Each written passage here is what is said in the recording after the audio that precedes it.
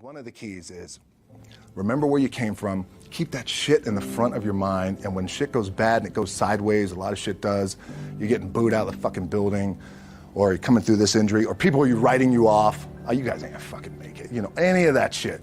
You gotta keep it in here. And it really has to, it should drive you.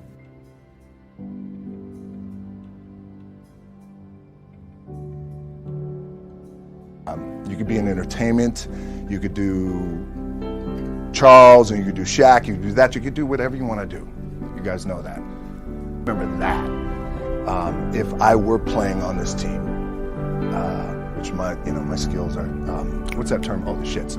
So I never play. But before I lace up, before I get on the court, I feel like for me, it feels seamless because you prepared for so long. But it's just like you guys prepping for a game. That's the fun part. That's where it's like, fuck, it's fun, man. People are paying their hard-earned dollars to come see you.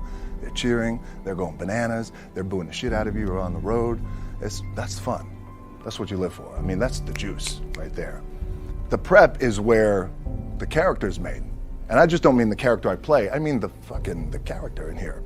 So for me, the prep is getting with the director, getting with the producers, getting with the writers, so in essence, it's like getting with all your coaches and your different position coaches and all the meetings that you have to have, right? So that's the work you put in.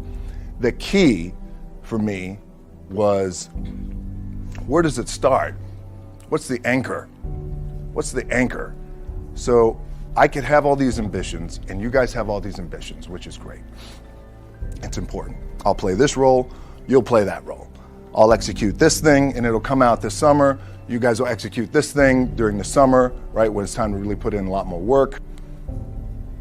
But the key with me is just always finding what the anchor is. And the fucking anchor is getting up at 4 o'clock in the morning every day before anybody else and grounding my thought process is in the no one will outwork me. No one. I love and I respect you guys. You motherfuckers won't outwork me. All starts with this. 2 hands, putting it to work. The anchor for me has always been the work in terms of the weight room training. So when I first started wrestling, I was 6 years old, rolling on the mats with my dad. My old man, a lot of you guys won't know this. Yeah, Rocky Johnson. My old man was Rocky Johnson. He was the first black WWF at that time. First black WWE tag team champions with Tony Atlas back in 1983. My uncles were wild Samoans. I come from a long line of pro wrestlers. But before the wrestling part happened, I was just in the gym putting in the work. At 6 years old, rolling around on the mats. And finally, when I could touch weights at 13, that's what I was doing.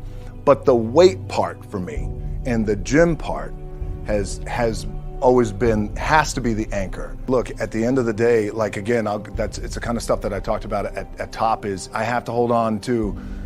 My dad in his pickup truck came down 4 o'clock in the morning, picked me up in Miami from Tampa. We lived in a little shitty apartment in Tampa. He drove down in his little pickup truck to Miami to get me when I was cut from the CFL.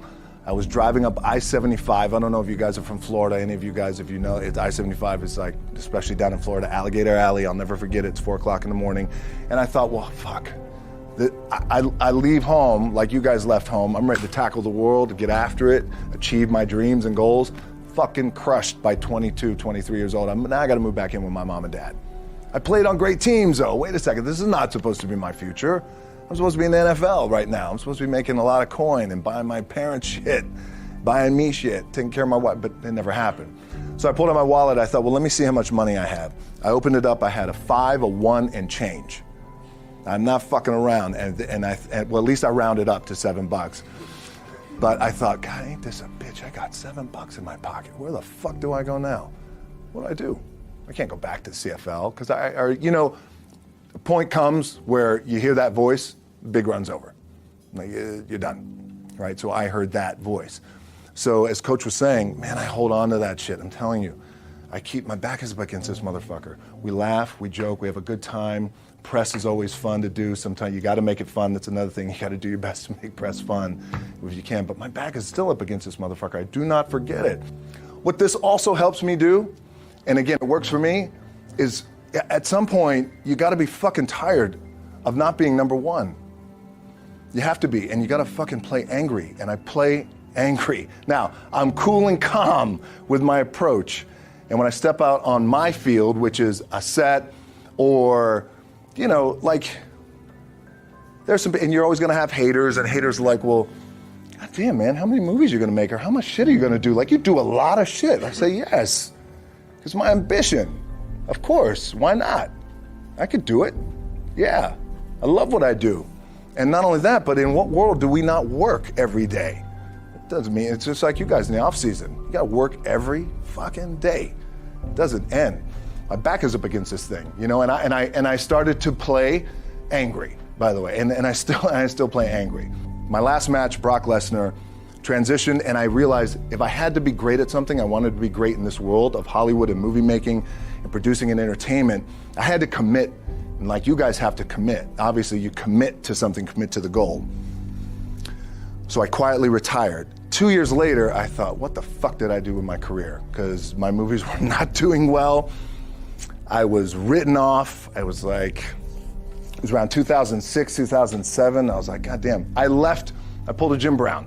I left when I was on top, like number one in the wrestling business, and I left. It was a ballsy, gutsy, some call it stupid move. But I had to commit and I had to follow what was in my gut. And at that time, I'll share this with you guys, and Will Smith is my boy, and I sat down at that time with the agency I was with, and they said, what do you want to accomplish? I said, I want to accomplish the world. I want the world, and I want Will Smith's career, and I said, and I mean this respectfully because I know he's here at this agency with us, I want to do it bigger and better. And they looked at me like I had three fucking heads, and they were like, okay. But I still stayed focused, and I still had still put in the hard work with my two hands, and that's it. And that's what it comes down to with you guys. One of the keys is, remember where you came from, keep that shit in the front of your mind, and when shit goes bad and it goes sideways, a lot of shit does, you're getting booed out of the fucking building, or you're coming through this injury, or people are writing you off, oh, you guys ain't gonna fucking make it. You know, any of that shit. You gotta keep it in here. And it really has to, it should drive you.